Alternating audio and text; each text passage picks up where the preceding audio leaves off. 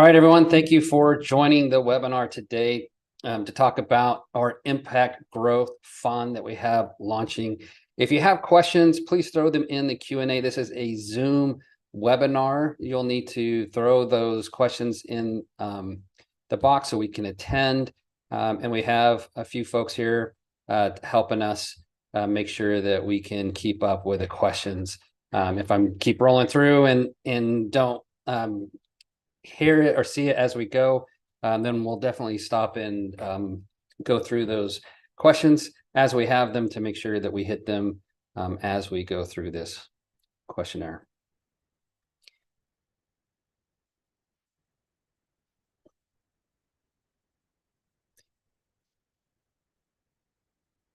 All right, you should be able to see the presentation now. My name is Sam Sells. And thank you for joining today. So this is for accredited investors only. If you are not an accredited investor, you are welcome to remain, ask questions, learn more about this fund and what we do at Wild Mountain Capital. If you are not sure if you are accredited or not, please reach out to us after this presentation and we can help you determine how the Security and Exchange Commission would likely categorize your current status in their eyes in the present tense. It looks like the SEC is going to change what it means to be an accredited investor. But when we know what that looks like, we'll be happy to share that. Definitely share that with everyone so everyone knows.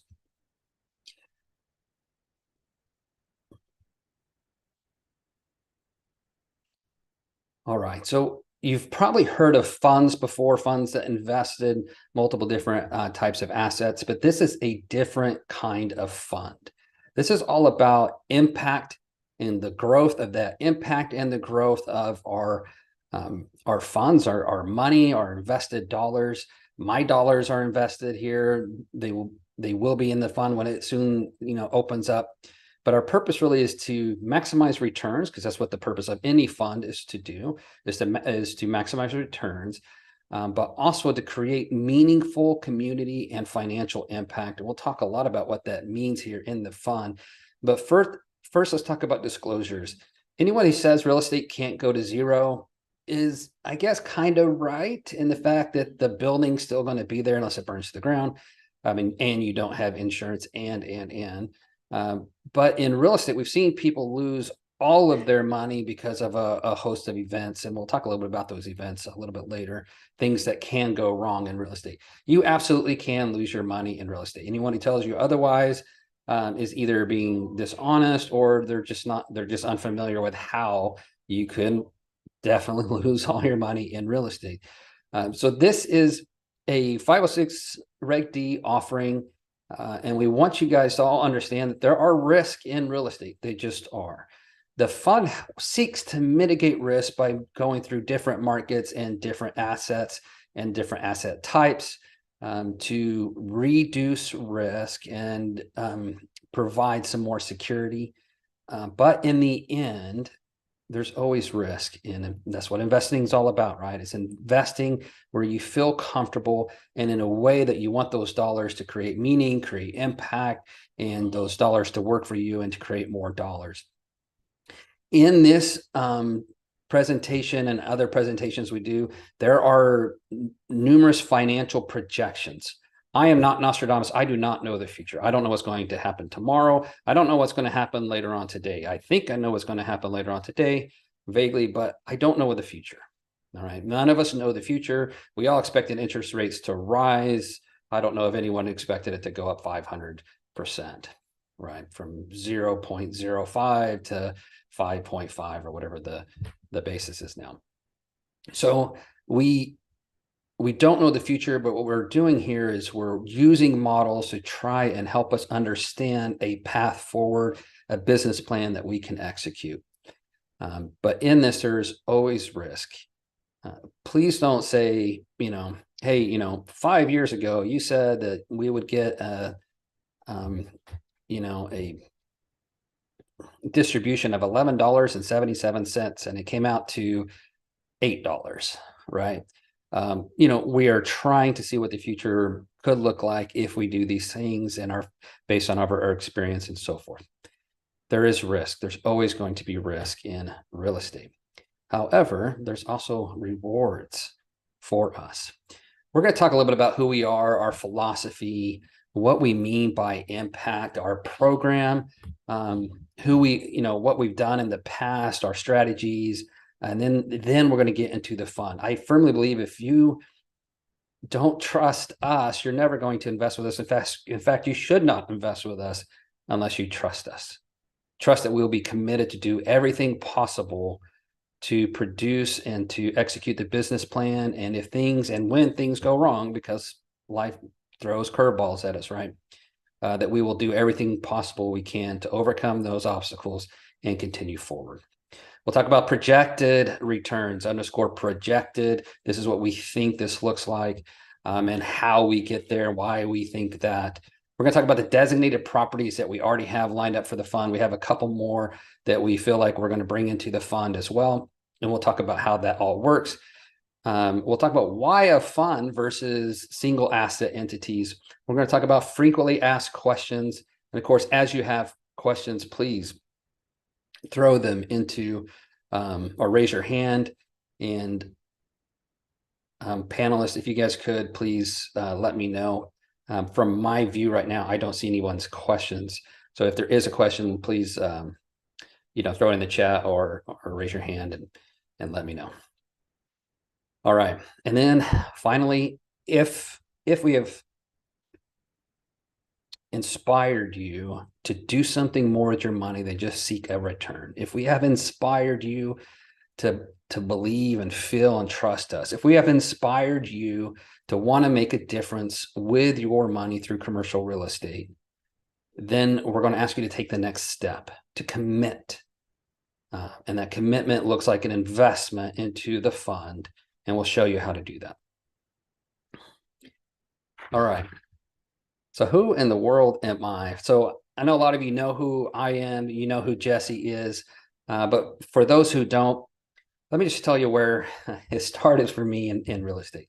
So I started in residential real estate in the early 2000s, and I'm one of those who were able to make it through the 2008 crisis without too much of a hassle. Why? It's because we were buying heavily distressed homes. I was flipping homes at that time, and we got them at a great basis, half or less than what the market would pay for them. And in cities where prices didn't skyrocket. We weren't flipping homes in California. We weren't flipping homes in Phoenix. We weren't flipping stuff in New York City. We were flipping stuff in Idaho and Texas and places like that. Okay, Southwest, Southeast. When the market crashed and lenders made it where lenders couldn't lend anymore, we were okay. Why? Because we had funded the construction through personal funds rather than through more debt. So we weren't doing that thing that's very popular where you go get a hard money loan to cover the down payment, and you go get a hard money loan to get the money for the property. So you're really working with leverage over your eyeballs. That wasn't us. So we got good fixed rate debt, and good for flipping a house. When you buy into a really distressed property, it's not the prettiest debt out there, but it was solid and it was set, right? The rates were set. And we used our own money to fund the construction. Had we used hard money or short-term debt, we could have lost it all, just like so many other people did. Had we been doing ground-up construction and the banks stopped funding the construction, we could have lost everything. Friends of mine that lost $60-70 million worth of assets did so because they were doing ground-up construction. The banks dissolved, or the banks walked away, or they couldn't finish the ground-up construction. They had no income and they had nowhere to run. Had a friend who had partnered with Lehman Brothers, and Lehman Brothers had $300 million in the tower that he was building when Lehman Brothers collapsed. At no fault of his own, he just lost $300 million. And he had to walk in, file for bankruptcy. He could not pay the debt service on that skyscraper that he was building. So that's where I got started in residential real estate. So that's one piece. But the other thing here, because remember, we're talking about impact and we're also talking about money. So that's the money side. On the impact side, I spent nearly a decade in global health with the military and with the U.S. Agency of International Development, working with foreign militaries and governments. Our mission was to help create sustainable healthcare systems that were aligned with that country's goals. I learned quickly that what Americans thought these countries needed was not actually what they needed or even what they wanted. If you're there to give them a $1 million CAT scan machine and they only have power 3 hours a day, they can't even power that CAT scan machine, nor can they even fit it in through the front door of their hospital. So why are we doing that? Well, it's because that's what we think they need to deliver better patient care. As I worked through and built facilities ground up in West Africa, as I worked through these different systems, I learned over and over and over again that when I could align incentives, when Americans left, when I left, these systems, that we had set up with our partners lasted.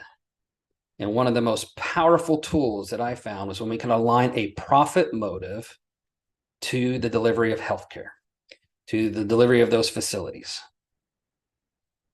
When we did that, when we aligned profit motive of the people involved, then it became sustainable and repeatable long after we left. So these lessons apply directly to commercial real estate. For the past 5 years, we've been working to enable investors to create impact in a sustainable way. And again, the profit motive simply works. I don't know of any other company doing it this way. Definitely, I've never met another syndicator who invests for impact and creates profits, right? Unless you have a massive and eternal income stream, like your parents are the Rothschilds and they have billions of dollars at their fingertips. Unless you are there, you simply cannot create massive and sustainable impact. But now we can.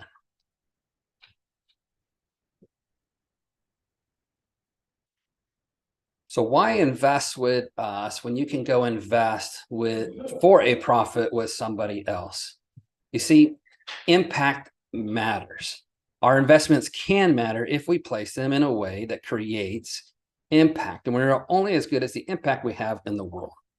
Right? When we invest in the stock market, we're not concerned about impact. We're concerned about how much, what's our rate of return? How long do we need to keep it in there to achieve a goal that we have? Well, those things are important. It's critical for us to be able to deliver financial return. If not, investments are not sustainable unless, again, you have daddy owns a bank and they can just keep giving you money over and over and over again. If that's not the case, certainly not the case for us. You have to, if you want to have impact, you have to do so in a way that creates more money so you can go have more and more impact. We do this through intentional, committed efforts that improve society and the property to ensure profits that enable us to sustain and repeat, just like we did with the healthcare systems and the healthcare facilities and so forth. If we want those to be sustainable, repeatable, we have to deliver income. It has to come. Each project we've selected for this portfolio has a specific impact focus. Now, that's great. Great if we have great ideas, cool. In the military, we call them great, good idea fairies. Now what? Well, you have to have talent and team, and the team has to be able to go and execute, right? We know that even the best real estate deal in the world is likely to fail without the right team behind it. And we've spent years building that right team. Team members sometimes come and go, but the team we have together now is rock solid. And we've been doing this for years. And we've learned some powerful lessons, sometimes hard lessons, in wanting to help people and not being able to help them because they are not open to receiving that help. And they've got to move on. Sometimes we've learned hard lessons about the market and the economy and when lenders are ready to lend and when lenders are not ready to lend. How does that affect our properties, right? It goes back to the lessons we learned in 2008. We just went from flipping homes into, rent those homes out until lenders are ready to lend again, and then we can refinance and move forward. There is no fairy dust pretending, like I said at the beginning, there's no fairy dust pretending that the worst can't happen. We've been through it, we've seen it, and we know how to prevent it. Period. This is not our first rodeo. This is not, hey, every deal we've ever done has always been 100% successful. We made billions of dollars and it just success is growing out of our ears and everything we touch is gold. No, we know it takes grit and determination, and it's not a 1 month deal or a 6 month deal or a 1 year deal. We need sustainability. We need long-term success for our residents, for our properties, and for us. And so we've created systems that create profit. It's taken years to hone this, from Jesse working with dozens of nonprofits, charities, and more, religious groups, healthcare providers. There's healthcare providers who will fund residents to stay in apartments while they're going through long-term care, going through 6 months, 8 months, a year's worth of treatment for their cancer or whatever else, and they'll fund them in an apartment complex that we have, and we are happy to work with them. We've worked with tons of housing authorities to help fill properties up with residents who we know can be safe and clean and take care of our other residents. What does this do for us and the property? It creates sustainable cash flow that comes in every single month that we don't have to go chasing for. And finally, there's no fluffy numbers. We don't believe in fluffy numbers. Everybody says that they're conservative. I've looked at a lot of pro formas that are billed as conservative and not at all conservative. There's a project we bought for $110,000 or for $80,000 a door. We saw other syndicators come in and buy an apartment complex almost exactly like ours, about a mile away, same year build and everything else, and they paid $120,000 a door. We closed within months of each other. They paid $120,000 for a door. We paid $80,000 for a door for this almost identical property. What does that mean? Our basis. We don't use fluffy models, fluffy numbers. There is no such thing as a perfect model or perfect pro forma. Again, I don't know the future. So that's why we prioritize high-level multi-pass over and over and over, going through the underwriting, going through it with our team, through asset managers, through property managers, and making sure that our numbers are achievable and realistic.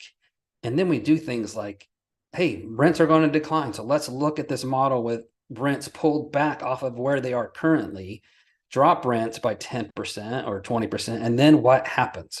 What happens when we increase cap rates, which is capitalization rates is a number used in commercial real estate, or a model used in commercial real estate to gauge how much a project should sell for based off of its net operating income, how well it's being run.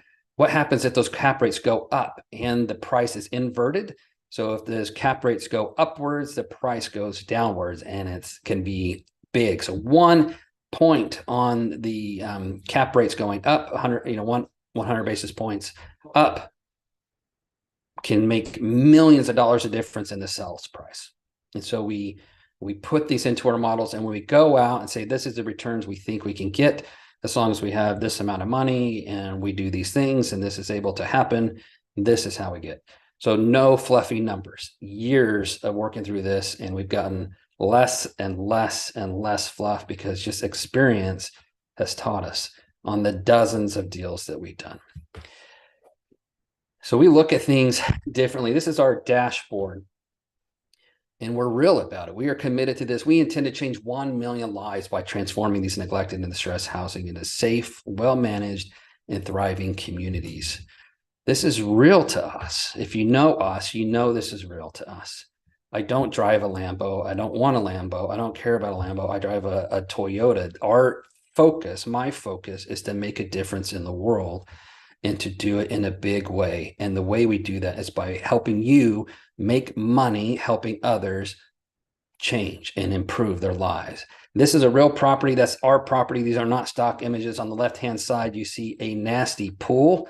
That is just one small snapshot of what that property looked like when we bought it in 2022. This project did not suffer from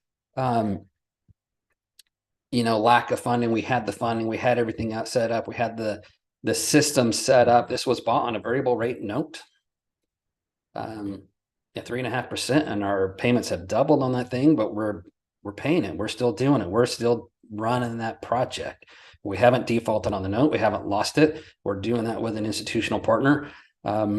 This is a resounding success, and it's getting better and better and better. You can see the difference on the left-hand side to the middle.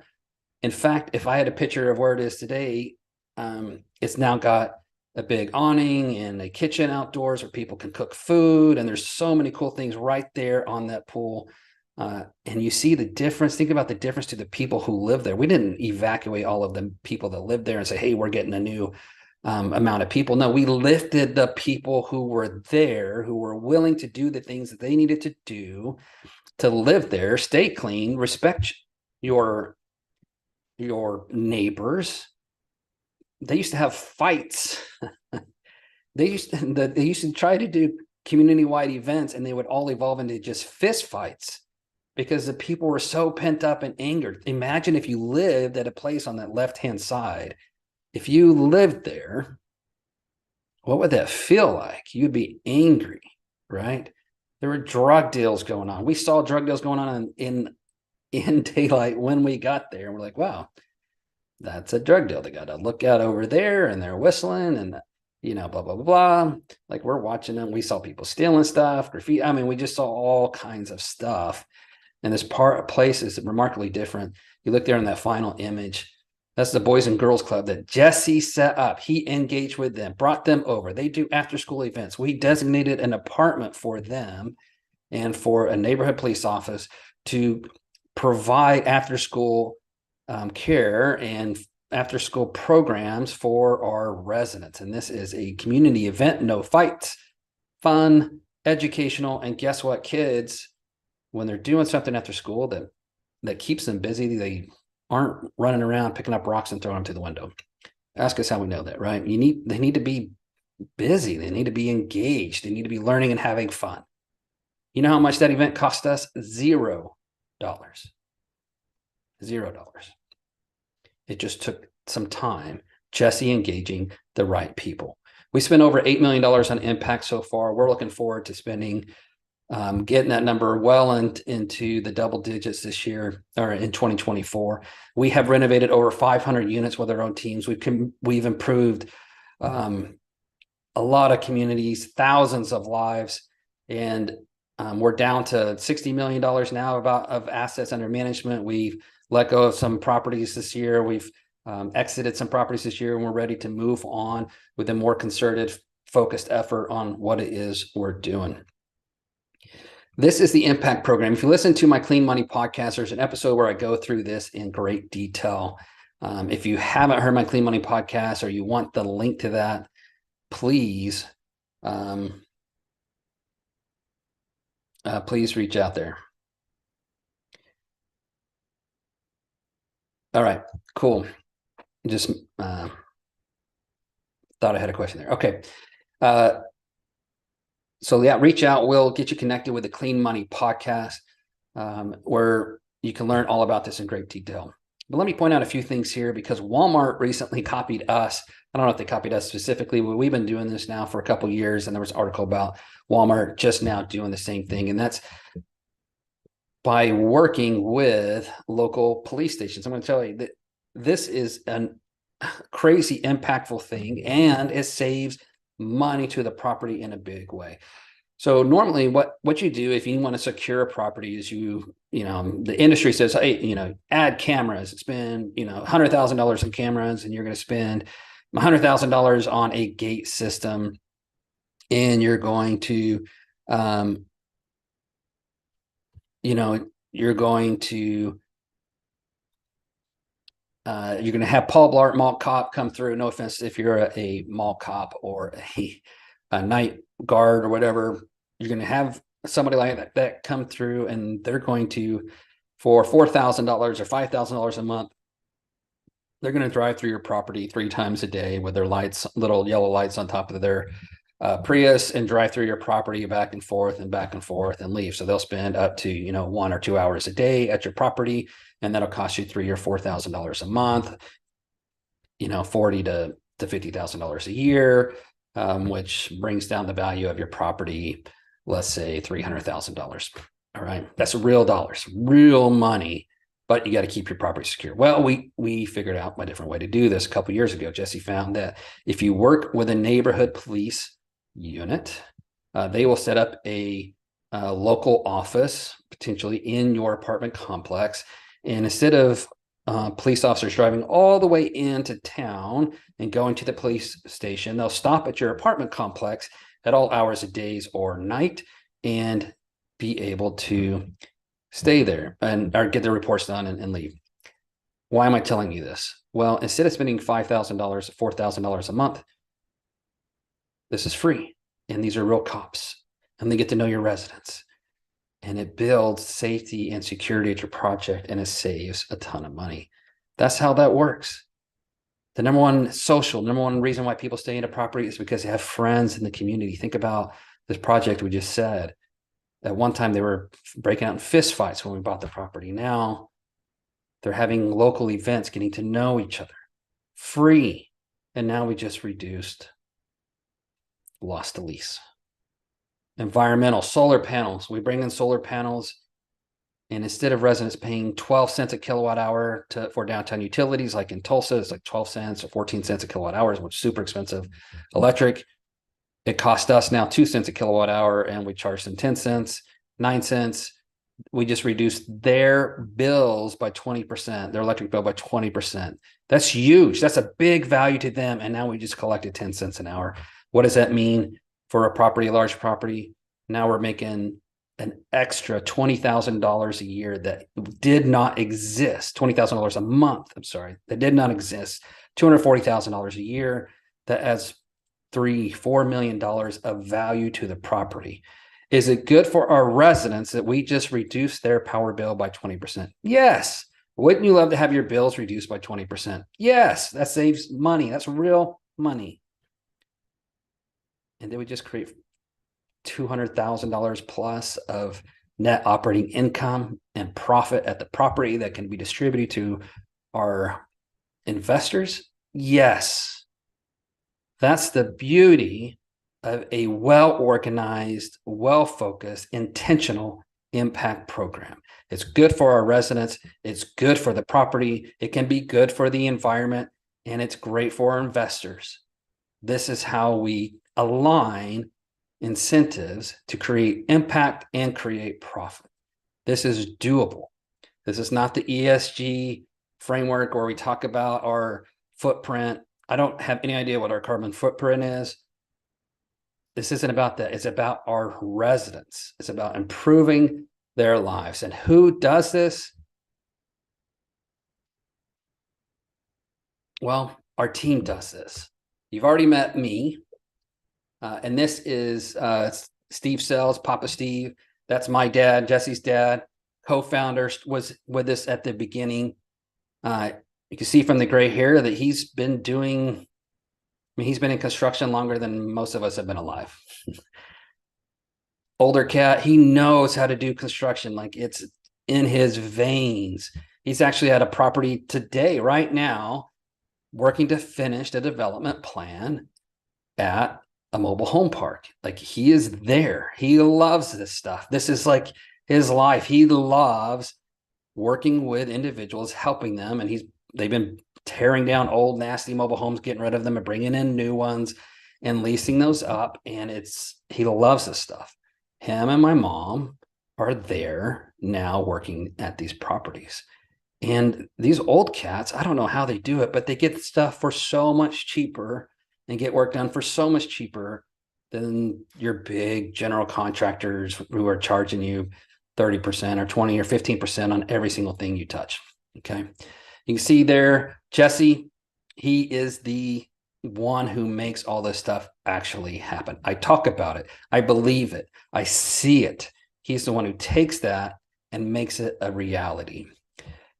Tony, if you haven't met Tony, you'll meet Tony, our director of investor relations. Incredible man. I'm so excited for you to meet him, and you'll talk with him and you'll love him as soon as you get to know him. Monica, Lanasha, who's Lanasha, who's on this call, who's making this thing a success. Regina, who keeps my life organized. You'll see her responses to many of your emails if you email me directly, because there's just so much. And Star with Jesse, she's also the one who makes this stuff a reality. They know because they've been doing this for years. Star has been with us for a long time, and they've been doing this for years. So that's who we are, but why should you trust us? In 2022, we closed on 180 unit in DFW, Dallas Fort Worth, with an institutional partner. Before they would partner with it. Wait a minute now. So what is an institutional partner? An institutional partner is billion-dollar firm hiring Harvard grads and Yale and just Ivy League guys who come with all this experience and come from a different world than I come from. Like we built this from nothing, from ground up. They come from a totally different world, very analytical, very sharp, billions of dollars worth of assets and hundreds of millions, if not billions of dollars of investor equity. These guys are very careful. They take their time.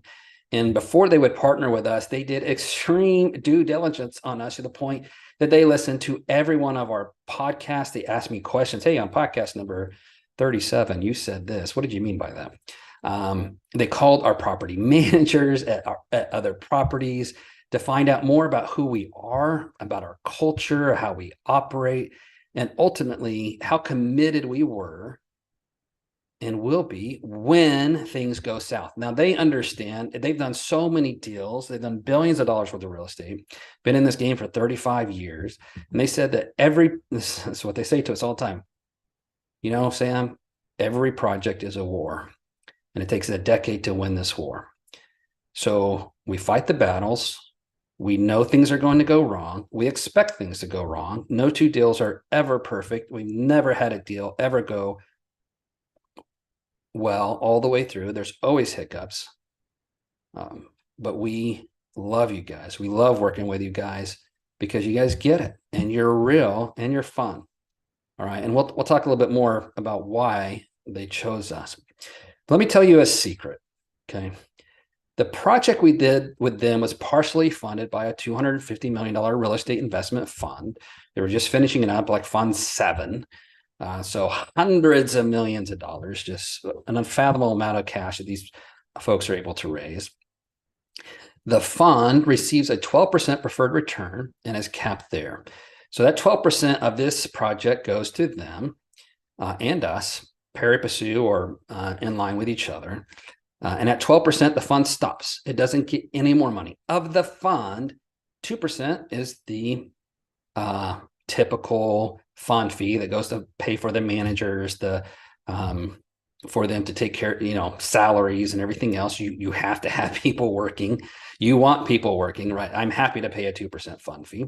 And then the 10% goes to their investors. All right, cap. That's it. That's all they get. What does that mean for us? Well, our money in the project should easily hit a 12x on our investment, because 88% of the profits go to us and our partners, not their investors. And their investors are stuck at 10% max return. So we put $500,000 of our own money in this deal. There was $5 million total. And we'll make a 12x on that money, $7.5 million, if the projections come out even close to being right. And their investors will earn a annual 10% return. So what? You're like, so what, Sam? Well, in our fund, you are not capped unless you choose to stay in a small portion that is reserved for 10% preferred return. If you want consistency and you want to know that you're right above the first position debt, or you are part of the first position, then you're going to get your 10%. And that's great. That's great. But for everyone else, or if you want to mix and have a little bit of capped and or set and a little bit of take the ride with us, then you get a portion of all of that. Why do we do that? Because we want regular investors, because we came from that world. We are part of that world as regular individuals. We're not a multi-billion-dollar fund. We want to make sure that people like us can always invest and get what these other firms are able to get without getting chopped, right? Without getting chopped. Of all the commercial real estate operators out there, why did this big firm choose us? Number one, and this is what they said, we are incredibly committed. We've gone through all the details of issues we've had in the past and what we had to learn and how we overcame. And they walked and talked and met people, and they know and they see we are incredibly committed. Number two, and this is real life, right? We are fun to work with. Yes, personality matters. Well, you're going to be in a project with someone for 10 years. And in this case, we speak with them on a weekly basis for all 10 years. You want to get along with them, regardless if the world is crashing and hair is on fire and everything else. You want to be able to get along with people. You want to know that they can laugh and smile even when things are really bad. All right. And third, because we're vertically integrated. And I've heard syndicators say you should never be vertically integrated. Well, the rest of the institutional world thinks the exact opposite. They want you to be vertically integrated because third-party property managers are not better. Nobody cares more about the property than we do. Jesse will spend so much time at that property that he gets to know residents. Steve will spend so much time at that property, he will get to know residents. We care about the staff. We care about the property. We want it to be successful. If we go there and we see trash, we're like, we need to get that trash picked up. We go there and we see there's an issue with the pool. We're like, we need to get that fixed. Third-party property managers are like, I'm not going to make money on that. I'm just going to keep going. Some third-party property managers are really good. Others, we found, even if they have over 100,000 units and billions of dollars under management, they just don't do a good job because they are so like the government. They got so much bureaucracy and everyone's just trying to get promoted and they don't really care about the humans that are involved. No one cares more about the property than we do. And this is partly why they chose us, because they knew we were vertically integrated. We had gone through the process to learn those lessons, and we had performed. So why invest with us when everything seems to be going awry in the market? Jesse, if you're able to come on, this is what it looks like when we take on a heavy value add project and have the funds to get to work, even in an economy that goes off the rails. This is 2022. I want you to note that this is not a 10 unit property. Okay. Like if you came to me and said, hey, yeah, we doubled occupancy. I'm like, okay, how big's the property? 10 units. Okay. So you filled 5, you took it from 5 people to 10 people. That's awesome. Great.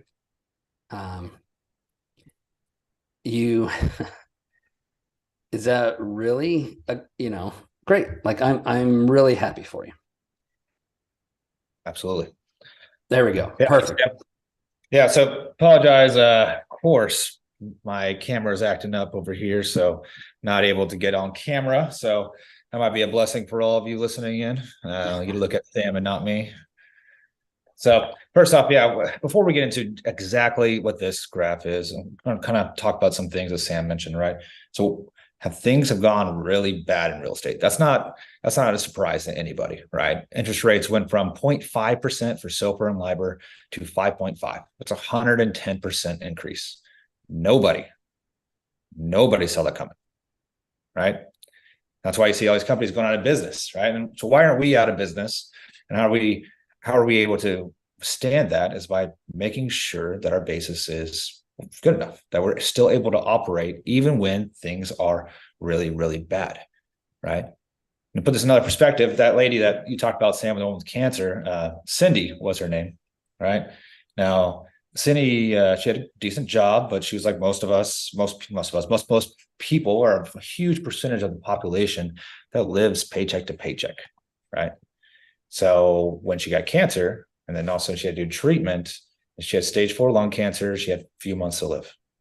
And all of a sudden, don't know if you ever knew anybody that has cancer. It's ugly, and she couldn't work anymore. So now she was one of our residents, And yeah, this is during COVID too. And there's a lot of COVID money out there, but there's nothing for that, right? There's nothing to help her out. So all of a sudden in her life, she has to worry about being evicted. She has to worry about handling her affairs and putting food on the table. So luckily, fortunately, I was able to pick up the phone and call around and find charities and different groups and find somebody that was able to take care of her, pay her rent, give her food, help her with her affairs, sell off things. And then she did pass, unfortunately. But that's kind of who we are. So that's how I look at it. When things go really, really bad, what do you do? And it's out of your control, right? So if the market is terrible, if that's what I hear all the time, the market isn't stable, interest rates are too high, you're not going to make any money right now, there's going to crash coming. No, it's not the reality. There still are great deals. There still are awesome opportunities today. And in fact, I think the end of 24, we're going to see a massive wealth building and multifamily, which is why we're interested in doing it now. We want to get in before everybody else does, spread risk out across several properties, which we'll talk about in a little bit, and then make sure that we are prepared to capture that wealth and make that impact for people when we can, right?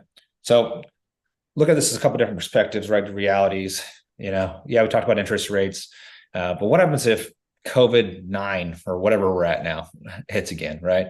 Global pandemic, it's not going to happen, knock on wood, right? But if it does, you need to make sure your partner that you're working with, whether it's us or somebody else, has gone through that, has gone through downturns. We've gone through 2 now as a company. And the way we handled it is you've got to figure it out, right? Sam, you personally have picked up 17 fridges and drove them 3 hours because we couldn't find a stinking refrigerator, right? We're doing all this rehab on properties, and the wait is 3-4 months for a refrigerator, right? As it turns out, people don't want to rent units that don't have fridges. It's weird, but they don't. Or stoves, or ovens, microwaves. Yeah, they want appliances. Yeah. So there's this global supply chain issues. We've figured it out, and we've driven states away. We've picked up stoves in Oklahoma, driven them to Arkansas. I'm picking up, me personally, I remember driving up to one of our properties in Arkansas and try to check into a hotel. And they said, no, you cannot stay in a hotel. You're not a local resident. And I said, okay, where are your cots at? I'm going to go stay at this on site here. And just stayed in one of our rooms there until we get something figured out. Drove to Tennessee, picked up some bunch of appliances, drove back, because you get to figure it out at the end of the day. Because the reality is, when you turn over all this stuff, right? The reason why it's so important that we're vertically integrated is when you turn over everything to a third-party management company, to a third-party, renovations company. When things go wrong, they say, "Hey, wash my hands." That's life, Well, it is life, but when it's our properties, we care about it. No one's going to care about your property as much as we will, right? Because that is our bread and butter. That is our way to make an impact. That's our way to impact the residents and gain back financial freedom for us and our investors. And the last thing I'll talk about here is inflation, right? That's a big hot button item. So what do you do when a lot of people are paycheck to paycheck, and all of a sudden inflation hits, and you're, for a single person, I'm spending $200 at the grocery store every time I go for beans and rice or whatever it is, right? So the good thing is that we're focusing on Class C, right? So Class C properties are more resilient than any other class. So if they come down, right, the biggest ones that get hit is Class A, Class B, then C. So we're seeing across the board, places like Austin and Las Vegas, a lot of these major cities, these major MSAs are having issues with rent. They're going down, right? So how do you underwrite that? It's no longer the 5% every year, or that one year where it jumped up 20% over here, right? So we are very conservative in our underwriting, but also we partner with different groups, because all of a sudden people can't pay their rent because they can't afford their own groceries. What do we do, right? So we do partner with things like Boys and Girls Club. So we can have people's children can be taken care of through an after-school program. We do partner with different charities through HUD, through Rainwater, through all these different groups, because we know that our residents are the most important thing. And by doing that, they stay with us longer. So when everybody else is 40%, 50%, up to 60% of their residents are leaving every year, we keep them. So that's how we're looking at these outside forces, all these things that are happening in the market. Conservative, we care about our properties more than anybody else, and we do everything we can to keep the people we have. Awesome. And your question popped up over here. The graphics no longer showing, so it looks like we dropped off the slideshow. It's up. Oh, and then to that slide, what you asked me to talk about here, which I didn't talk about at all. Yeah. So this is a perfect example while I was bringing this up. This property was one of ours in Tulsa. We bought it, 245 units, 45% occupied when we bought it. Yeah, we're crazy, right? So, and of course, this was in October, right heart of COVID time period, right before whatever it was. So also, we couldn't even get guys out there to work on it. So get them to stay in hotels, anything else like that. So what we did is we got our crews that we travel around with, and we brought them onto the property and had them stay there. And then we are running like crazy to get materials from anywhere else you can. There you go. And we're back. Thanks, Sam. And you can see what we've done, even with all that adversity, right in the heart of COVID, unable to get any materials. We're able to go from 46 in January to 83, looks like in November the same year, because no one's going to care about our property as much as we do. And we're going to find a way to do it, right? So even though construction costs have gone up 19% year over year and yada, yada, yada, and any other excuse you can come up with, there's a ways around things. And you just got to find the right groups, the right vendors to get things done. That's right. Thank you, Jesse. That level of commitment that you just heard from Jesse, whatever it takes to get these things done. We've seen some just incredible, past few years. And what it looks like at the property level is what you see there on the screen. You see a huge arc up, and then you see it level out about 83%. There's more to this story for this particular property. We'll share a little bit of that later. But if you want to know more, we're always happy to talk about, what we've learned, mistakes that we've made in the past, and how we go forward and how we learn from those things, how we fail forward and, overcome. So years and years of successes and failures and things, we just keep going. We're real here. We're raw. We tell you exactly, and we're completely open. As those who've worked with us in the past, they know that we're completely open about these things. So what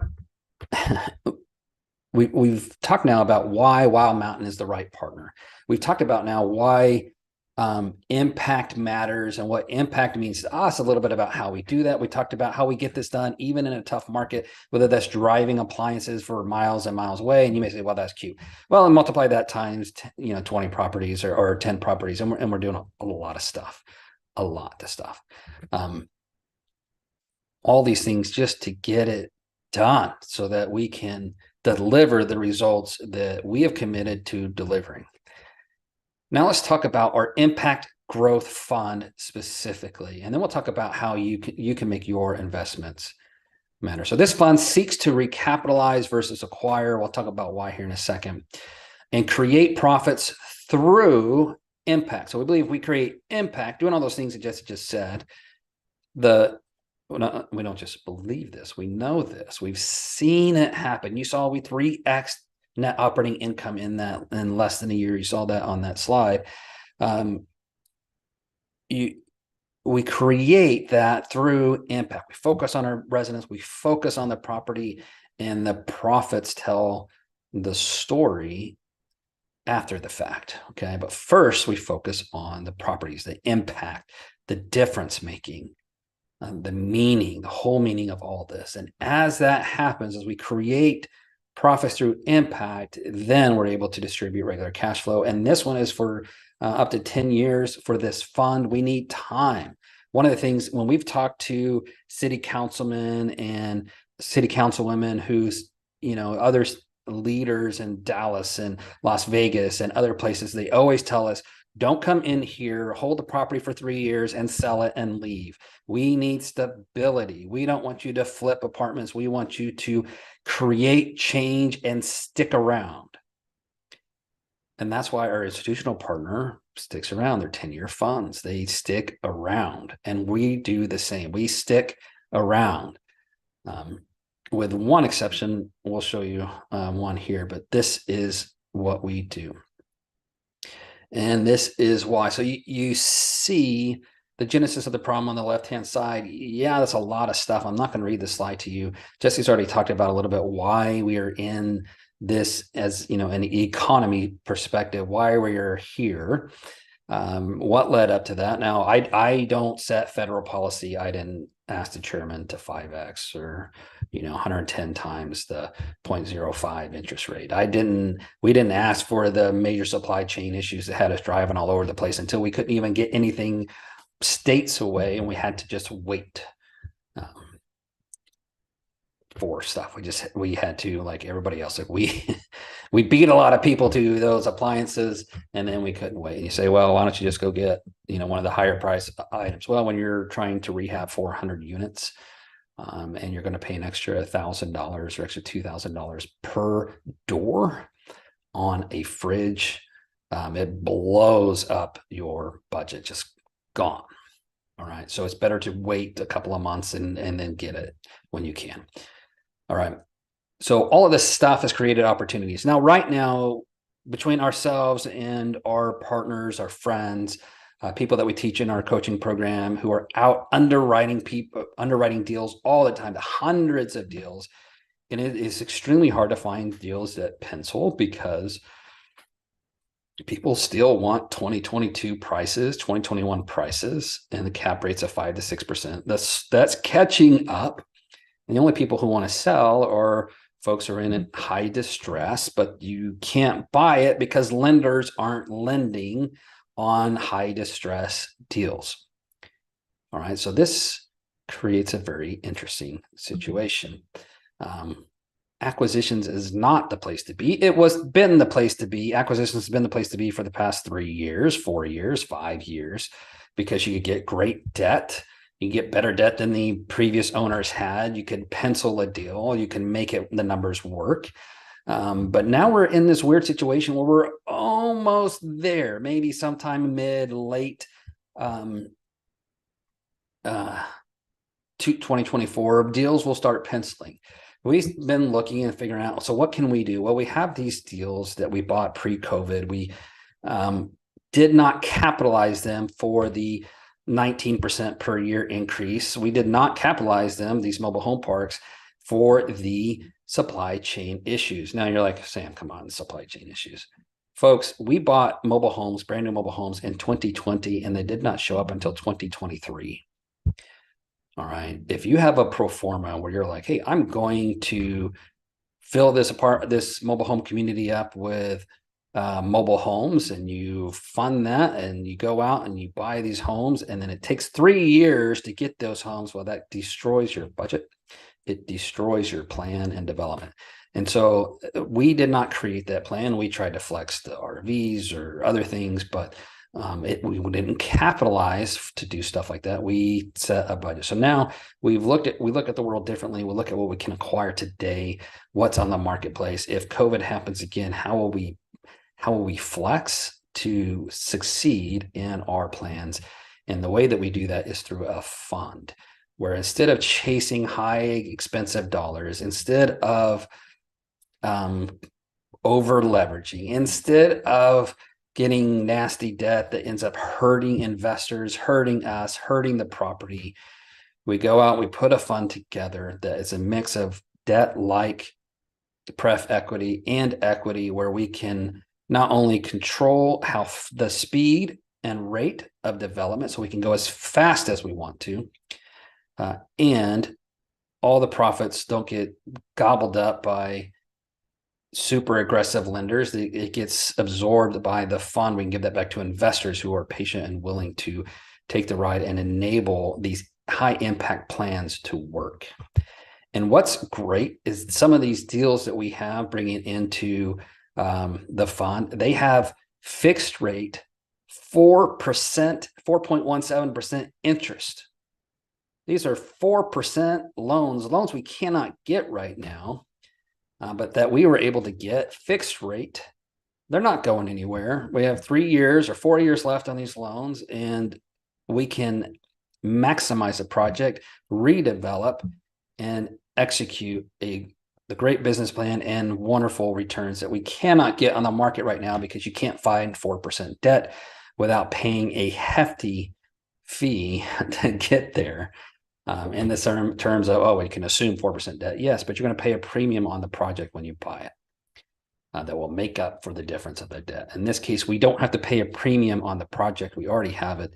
We don't have to pay all these crazy fees. Jesse and I, we're not interested in Lambos or Porsches or anything else like that. And this doesn't fund our exotic lifestyle. I live in a very small house. I drive a nice Tundra, and we have an Avalon.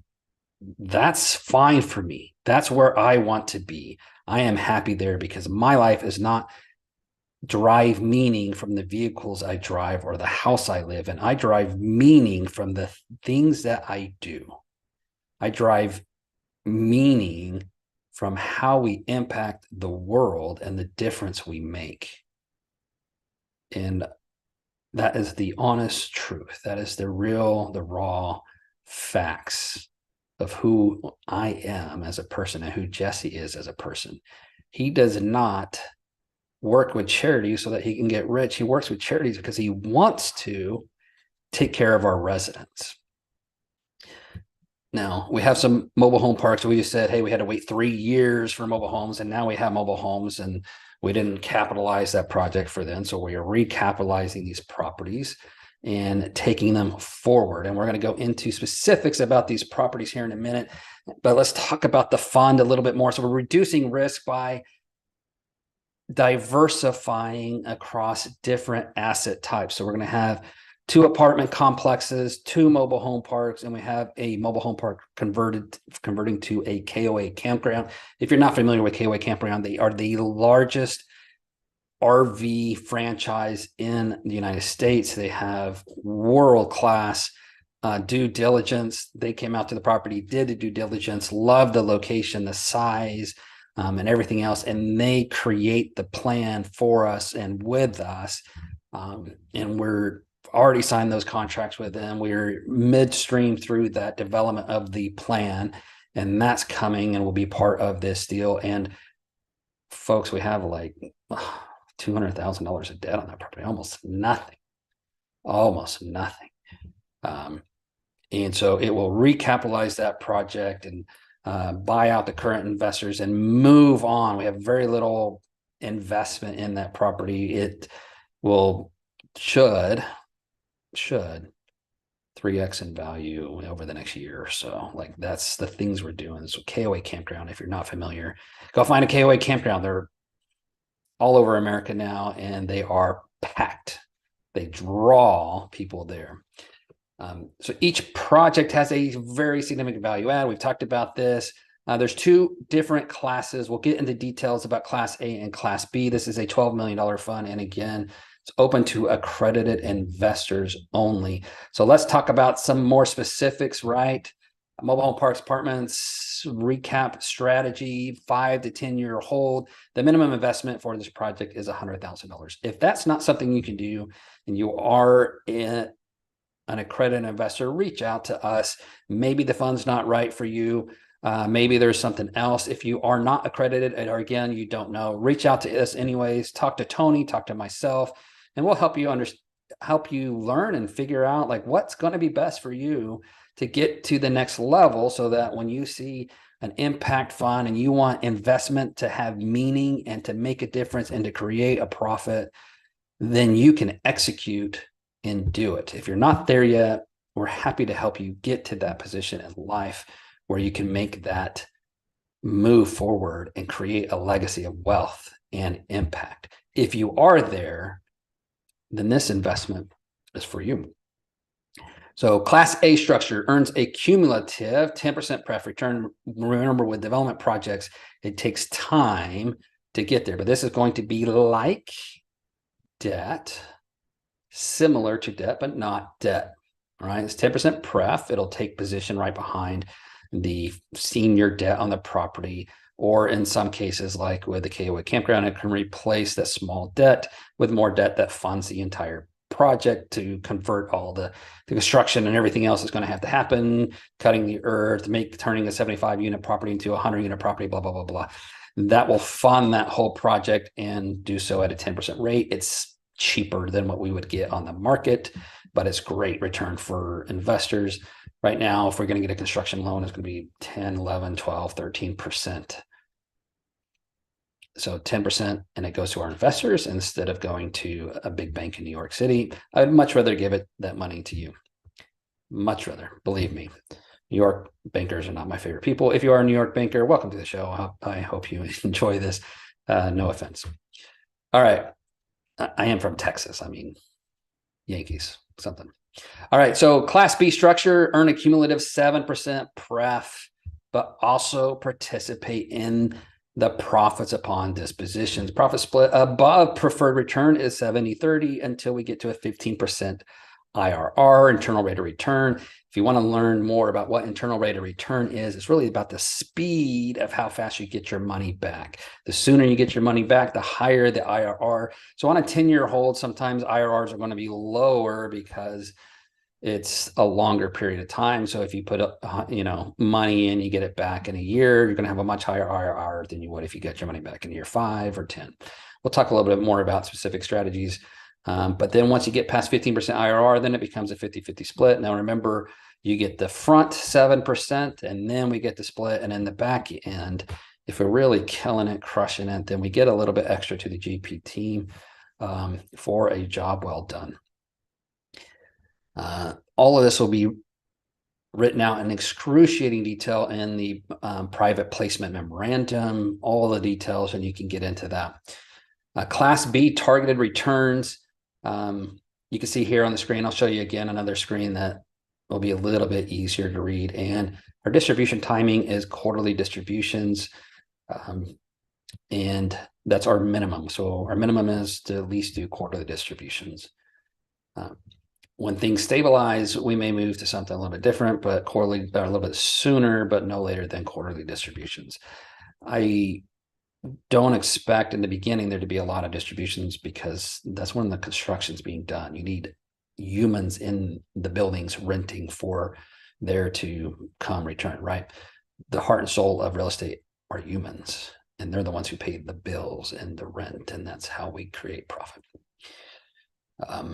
This is the tiered equity structure. So you see his senior debt right there is not equity. You have Class A limited partner that is equity that acts like debt, but has the benefit of equity where you get depreciation.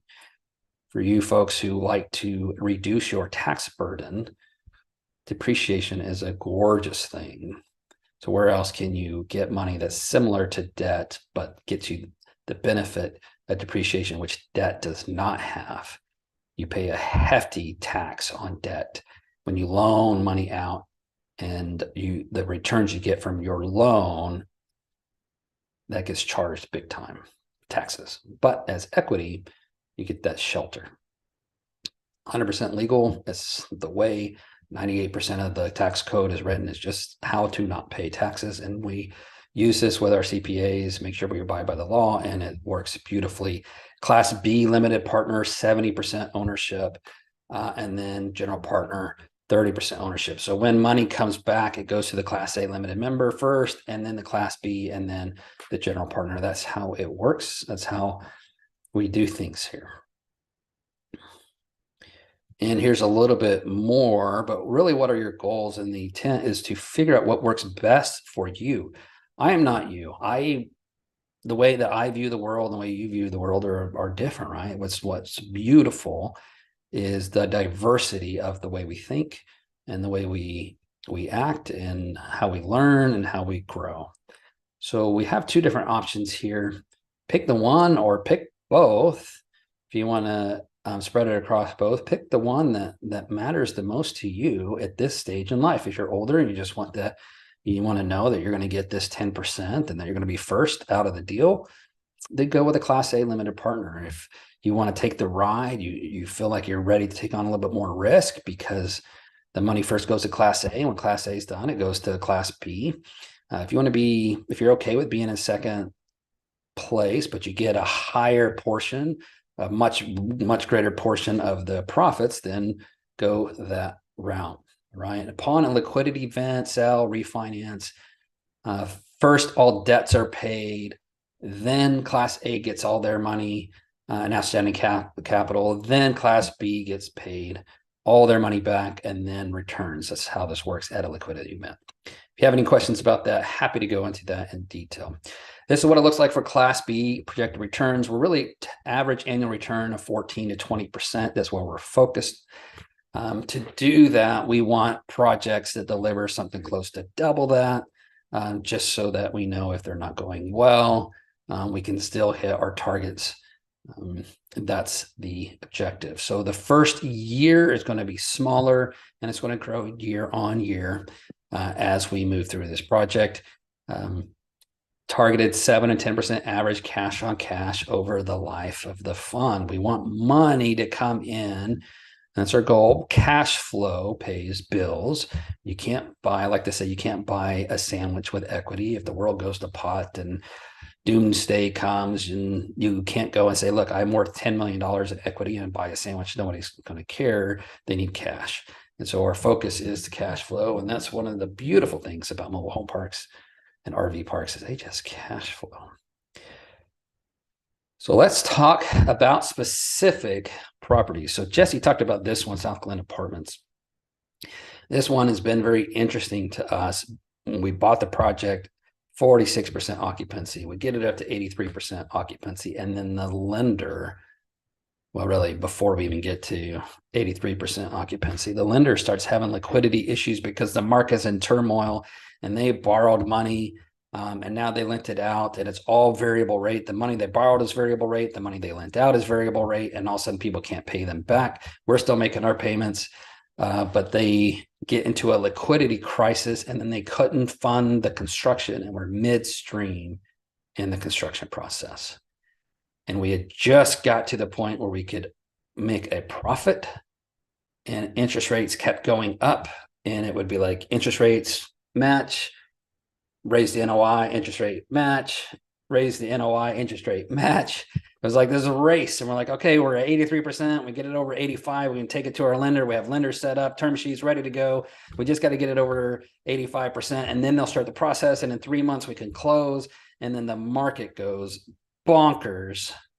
And our lender can't fund the construction anymore. And Jesse and I start opening up our wallet and just shelling out money to keep this thing afloat. And then the lender refused to refund us or to keep going because they couldn't. That's not in the pro forma. You never think that the lender is going to have a liquidity crisis. Just like my friend who had, Ken, who had partnered with Lehman Brothers. You never expect the big guys to lose their footing and go under. And when Ken was at the edge of a cliff looking off and saying, I just lost $300 million of investor equity because my lending partner just blew up and is toast and I don't have $300 million. When Ken's looking over the edge and pondering his life and whether or not he's going to take a step physically, literally take a step off the cliff, he realized that he just had to go do what he had to do. And he stepped back and he went and did what he had to do. He didn't plan for that. It wasn't in the cards, but he had to do what he had to do. We didn't plan for this, but we do what we had to do. We love those residents. We love that property. You can see the beautiful renovations we did there, tripled NOI, got to the place that we got to in such a short time. And so this is the purpose of the fund, is to kick out that lender, have all the construction proceeds right there on hand. We are not limited by our progress because a lender can't fund it. We have the liquidity on hand. We are in a great position. We've had lenders ready to go, term sheets ready to fund and take these guys out.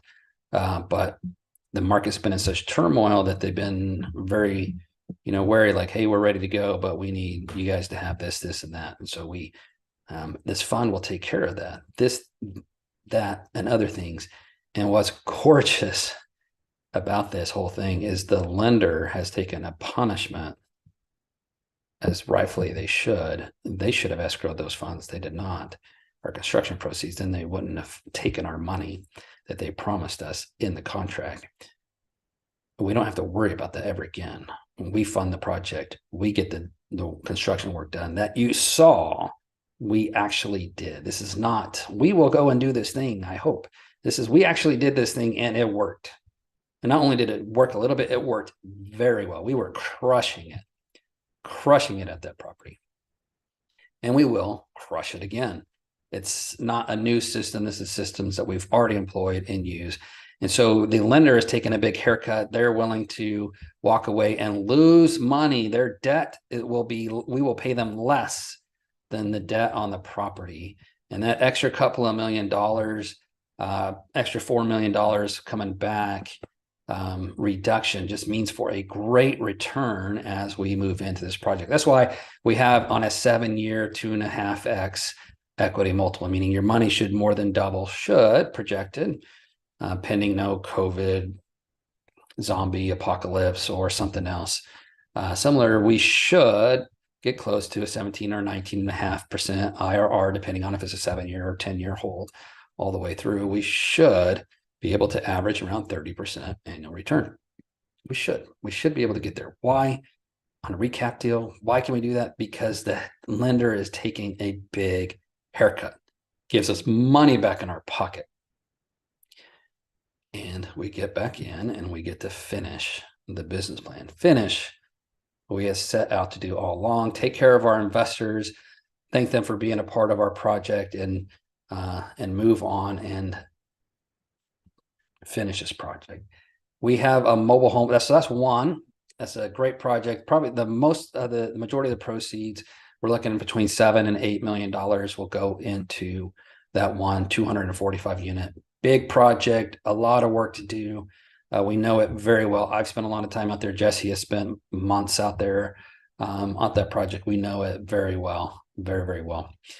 The other one is a conversion from an old dumpy mobile home park that was right next to the golf course country club in a very nice little town close to Nucor Steel, Nucor being the largest steel company in America, the largest American steel company in the world. Right off the Mississippi River, 35-40 minutes from Memphis. And this mobile home park is just one of those places that we bought pre-COVID, got to work, got doing everything, and then all of our construction crews just left during COVID. I mean, I walked off the project, and we had all these half-done projects and a whole bunch of capital sitting out that we couldn't get back. And then we went through every type of business plan there that we could think of trying to save that. And eventually we met KOA Campground, and we spent almost a year working with KOA Campground, working through various issues with them, the project and everything else. And finally they're like, this really, they came at the very beginning and said, this place rocks. It'll be amazing. KOA Campground. The competition is terrible. It should be easy. And you're in a place where there's lots of farms and construction and everything else. And it's a haven for short-term rentals, RV guys. All these construction guys now live in these RVs. They come and go every 2-3 months. And it's a great, so we don't have financial projections yet on this one. I've seen smaller KOA campgrounds sell in this market for over $2 million. I'm saying by 30% smaller. And we should be in this project all in maybe $1.5 million, maybe after all the construction stuff. But we'll see. We'll see what comes back. But that's where we expect. So if the other projects that are much smaller can sell in a down economy for 2x what we'll have in this project, we should be doing just fine. And this will be a cash flow haven. We expect to go from 75, this is 12 plus acres, 75 lots. We expect it to be well over 100, 130, 140 campsites, technically is what they call them, RV sites and everything else. And it'll be beautiful. It'll be nice. And it'll be a great answer to the affordability crisis where so many people are going into RVs. And finally, of the 5 projects that we have already identified, we only have 3 to present to you today. We have a couple more that we will present as we get those finalized and sorted. But this is a mobile home park that we purchased pre-COVID. COVID happened. We really adjusted our battle plan. We went and bought a whole bunch of brand new homes. Of course, it took 3 years.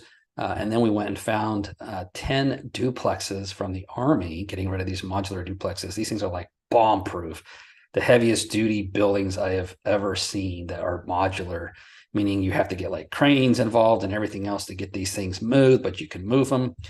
And they count as real property. If you're familiar with mobile home parks, mobile homes count as like a trailer, like you hook it up to a car as if you could hook it up to a car. If you want to watch YouTube and people hooking them up to cars, it's pretty hilarious. And trucks, pretty hilarious as their back end rips off and they try to move these things. The mobile homes count, Department of Transportation. These are real property. They count as real property. And because of that, they have a much higher valuation. So we bought these things for $12,000 for the entire duplex. And my goodness, folks, I'm sorry, $9,000 each. 10 duplexes. We rent these sites out for like $900 a month. We'll be all in around 30 grand, 40 grand, 50 grand. We've already installed them. We've already got them going, took a wide left turn on our business plan. And now we know exactly how to execute the rest of this. And it has fixed rate 4.17% debt, right? The funds coming into this project, recapitalize and take it down a completely different road. Now we can get mobile homes again, brand new from the dealer, not the dealership, from the manufacturer. Forget the dealerships, straight from the manufacturer, straight to the site. And we can rock and roll and finish. And this place will be beautiful, nice, set on a hill. And the rents there, it's just, there's so much demand in Killeen and that area. It's just been insane.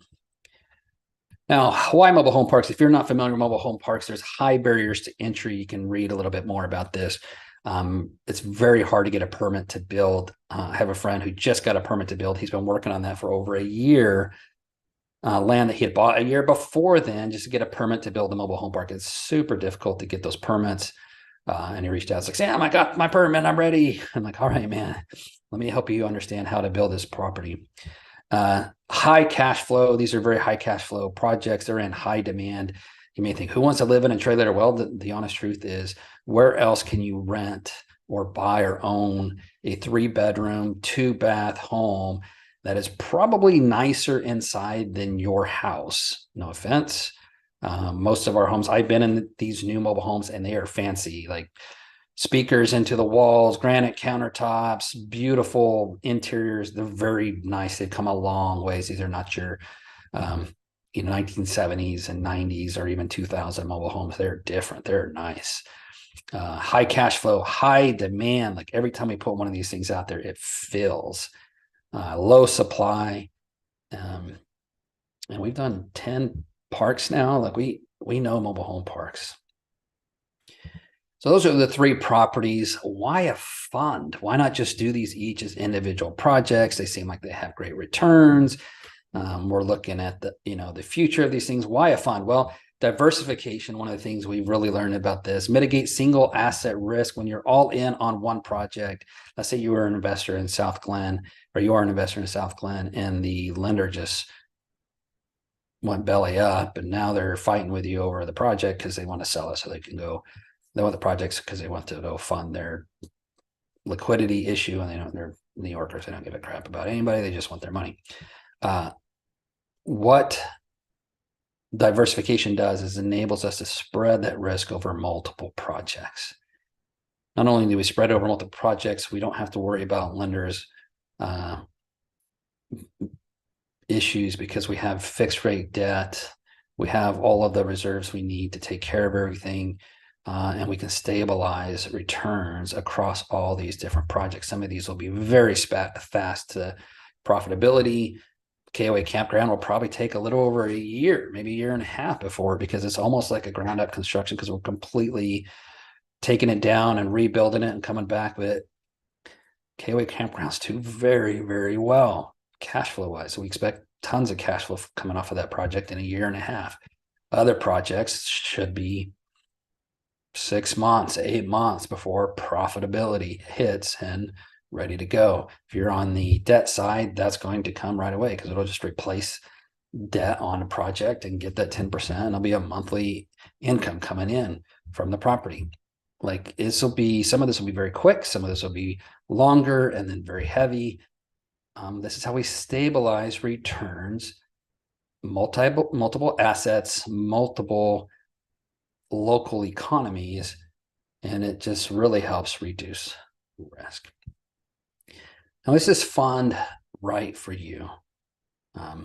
Accredited investor seeking meaningful impact that makes a difference in the world. You have a flexible exit timeline. You want to achieve geographical diversification, and you're looking for a team of experienced veterans doing the work that are fun and easy to work with. If that describes you, then come join us.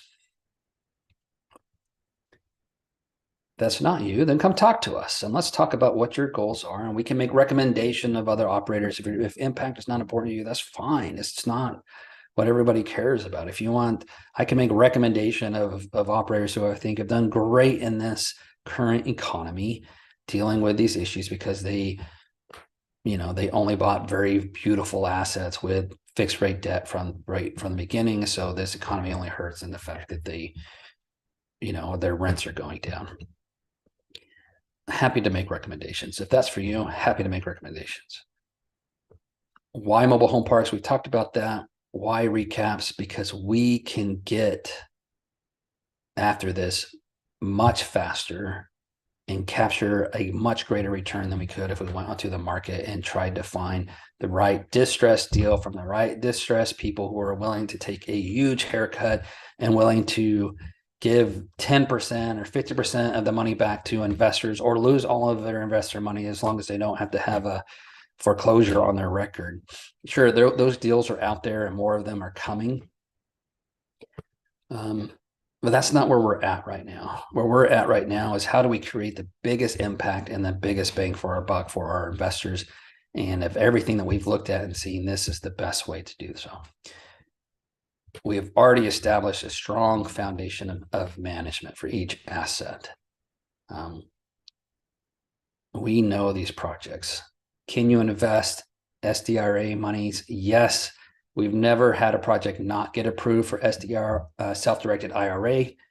If you're not sure what that is or don't know, if you have an IRA and you want to know how to do this, please come reach out to us. We have custodians that we refer people to that work very well, and they can help you with your IRA account and make it into an account where you can write a check and you can send money where you want to invest it on your own rather than blanking it across the entire stock market. And yeah, maybe that's diverse across stocks, but it's all tied to the stock market. So if the stock market goes up, you go up. If the stock market goes down, you go down with it. Versus different economies. So if Tulsa goes up, but Lubbock, Texas goes down, then that's diverse, right? Because it can go up and down at different stages, different times.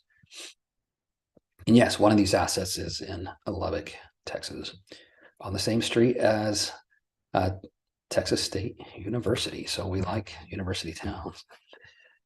So critical dates, if you're interested, you're still with us. The Impact Growth Fund is not open for investments yet, but you can go in and log in and set up your commitment. December 20th is when we expect the legal paperwork to be finalized.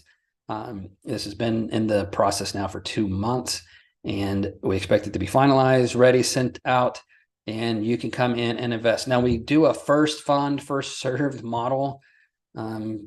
Because we've had people in the past, and we almost always have at least one person who commits, signs paperwork, but they never send the funds. And that's okay. If that's where you're at, you get there, you sign, you commit, and then that day something happens and you're like, oh my gosh, I can't send this money because it's stuck in a self-directed IRA and my custodian's not working for me. I don't know what to do. Reach out, say, hey, Sam, I need some help. Or hey, Tony, I need some help, and we'll help you. Even if your money doesn't come into our fund, we are happy to help you achieve the goals in your life that you want to achieve. But for this impact fund, it opens December 20th, and you're like, wow, it's Christmas.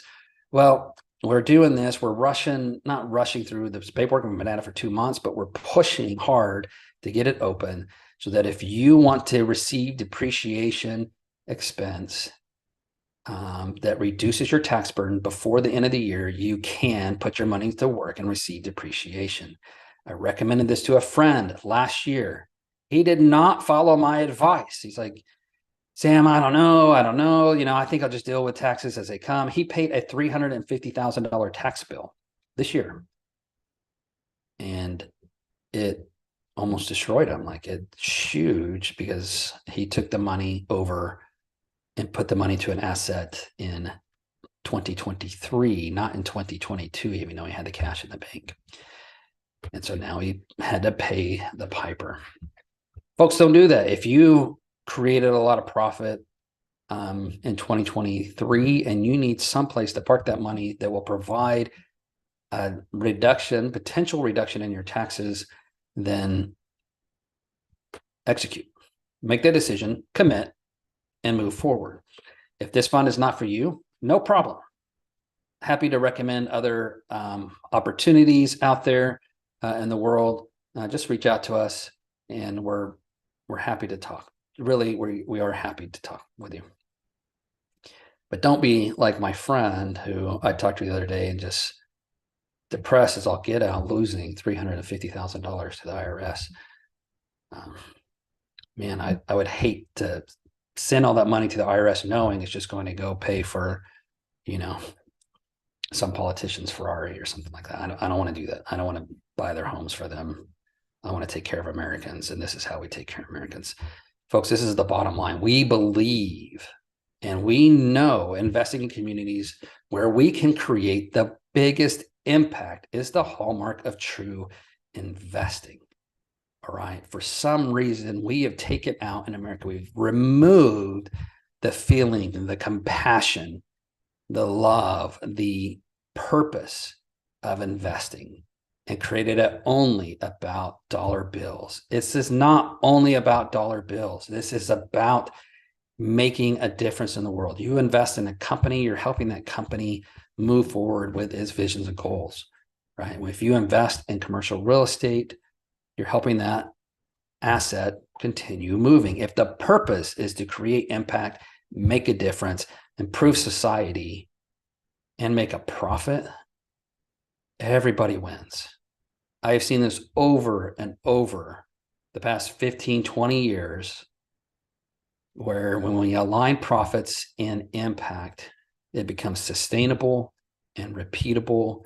And no matter what happens in the world, we can keep moving forward. So we focus on improving the lives of our residents. They respond by paying for the value they receive. Our residents are more than happy. In fact, we renovate these units and we turn them over to our residents first, current residents, and they almost always fill up with current residents first at the new higher rate. Why? Because residents want to live in something that is clean and safe, and they are proud to live in. They don't want water dripping on their head while they're watching TV. They don't want to smell cat urine when they come into their home, because the people before there had cats and they peed over everything, and the owners don't give two craps because they don't want to replace the carpet because it costs them money. So they do the minimal possible, and residents' lives suffer. We don't do that. We make a difference. We create incredible value, and the dollars follow. So make your investment matter. Make it matter. If that moves you, if that helps you see that we can make a difference, that we don't need to rely on Daddy Warbucks, or we don't need to rely on the Rothschilds to save America. We don't need to rely on the government to save America. If you care about meaningful impact, then join us, commit. And if you're going to commit, then go to the portal. There's a link right there. We'll get a link posted in the chat. You can always reach out to us at info@Wildmont Capital. That comes directly to myself, that goes straight to Tony, and we will respond promptly and take care of you. make sure that you get the link so you can go to the portal, sign in, and in there you're going to see, as we continue to flesh these out and get these finalized, you're going to see the decks on each one of these properties. We'll do webinars for each one of these properties and talk about exactly the business plan for that property, because it's going to be part of the fund. You need to know everything that's going on with this fund. You need to know everything that's going on with these properties. Like we will tell you everything. It's all going to be there. This is not a facade or fake. This is real lives. And it's all going to be in there. And before the 20th, we'll send out a notification that the documents are ready. You can go in there, review the documents, ask us questions. I love it when my CPA friends go and review the documents and they say, Sam, on page 77, you have 2 periods. Can you remove one of those periods because there's a typo? And I'm like, yeah, I can do that. I'll talk to my attorneys, or we'll get that fixed on and send it out. Please sharpshoot the snot out of that thing, because we want it to be 100% accurate. We want it to be right. And we want to make sure that you are taken care of and protected by those documents, just as we are protected by those documents, so that if anything goes awry, or when something goes awry in the world over the next 10 years, we're all protected and we can keep going about our lives focused on the things we need to focus, which is creating meaningful impact and a profit.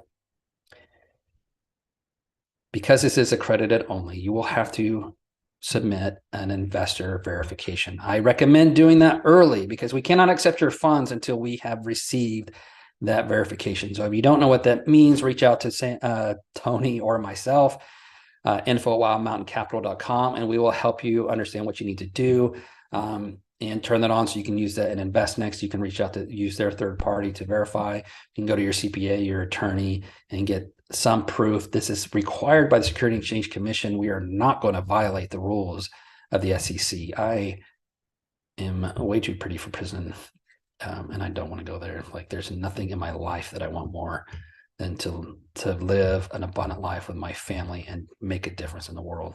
Prison is not in those cards. There's no shiny thing that I will go and violate those rules for just to get the shiny thing. So sign those, and then once you've submitted, you've signed the documents, reviewed and signed the documents, you reviewed all the documents in there, the projects, you have any questions and you've asked us, you feel confident and you want to move forward, then fund. And you're committed. And now those funds are going to go out and they will make a difference. 100% go and make a difference. Now, we have gone long in this presentation. I am so grateful for everyone who has helped and been here. Let's go to questions. Clean Money Podcast. Yes, we will get that link sent out. Look at the open question. There's a question about can we accept 1031 exchanges into the fund? Into this fund, we cannot accept 1031 exchanges. I will take that back to our attorney, but my understanding is that we cannot. However, one of our friends, Jesse, my friends, is probably the best 1031 exchange guy on the planet. Been doing it for like 20 something years, hundreds of millions of dollars worth of 1031s. We will get you connected with them, or we actually do have a property that could do a 1031. All right, there's a question. Did the court case settle? So we talked about South Glen, and there is a court case between us and the lender. We are suing them for breach of contract. They refuted that. The court sided with us, and is allowing us to move forward with a court case. This is how this works. We continue to fight that case until the fund is raised. When the fund is raised, the fund will actually acquire South Glen, and the entity that is now South Glen will go away and that court case will close. So it'll happen all at once. No dollars will be spent on that thing until everything is agreed to, signed by the attorneys, and then we drop our case. That's our case. It's our authority to drop it. The judge reviewed our case, thought it was very credible because it's true.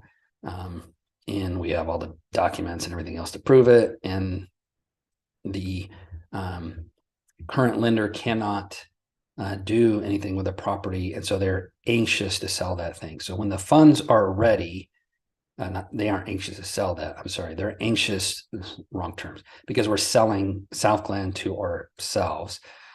We have the right to sell. It's our property, our project. We'll sell it to the fund at a par value or close to par value, whatever that looks like, so that we can get our investors taken care of and recapitalize the project. All of those details will be laid out in full inside the deal room, and expect that probably next week we'll upload the South Glen document that details all of those things. And so the court case will be settled when we release it and settle it at closing of the purchase of the fund purchasing South Glen. The lender is anxious, super anxious, because they're still in liquidity crisis. They have their bankruptcy attorneys, like they want to get this off their books and everything else off their books they possibly can, and regroup and move forward. So that's how that's working. Very unique situation, nothing I've ever seen, except for my friend Ken, who, I mean, his was a little bit different. It's $300 million that vanished in a blink of an eye as Lehman Brothers imploded. All right. Any other questions? Hopefully that answered the question that you had. Great question. And to answer that further, no, the fund is not taking on any legal issues or concerns. All that is settled before any dollars move. Because again, Sam Sells, South Glen, SGA Properties Tulsa will release that dispute with the lender. And in fact, technically, if it wasn't released, it's sold anyways, and it's a clean LLC. It's a clean, our attorneys have spent time sorting through all of this and making sure that when it transacts and moves, it's a completely clean entity. And then I guess technically, if SGA Properties want to continue to sue the lender for breach of contract and all the damage they caused us and our investors, then we could do that. But that's a different story, and that'll be outside of the fund. It won't have anything to do with the fund or that project anymore. It'll just be the old entity that owned it before. Clean, totally clean, because that's the way it needs to be. It's got to be totally clean. All right. Hearing no other questions. If you have any questions, comments, thoughts, you want to reach out, please reach out. We would love to talk to you. And folks, like, we've done this. You saw the numbers on just one of the projects. We've crushed this before, and we'll crush it again at that property that got hung up by the lender. The rest of these projects not hung up by the lender. Like, it's amazing. We can move forward and execute with our business plans. We know these business plans. We will execute. If you want to check out our website, you can, wildmountaincapital.com. Learn more about us. Reach out to us at info@wildmountaincapital.com. I don't know of any other syndicators out there who are in this space doing what we do. We are now, I mean, this is it, folks. This is a different way of investing. And we've been doing it now for a while. We know it works. We've seen it work. We're working it right now, today. Every single day we're working it. And we would love to have you on board. If this speaks to you, commit and join us on the WM Impact Fund 1. And we're going to go crush it. See you guys all soon. And I look forward to your questions. Thank you so much for joining this webinar.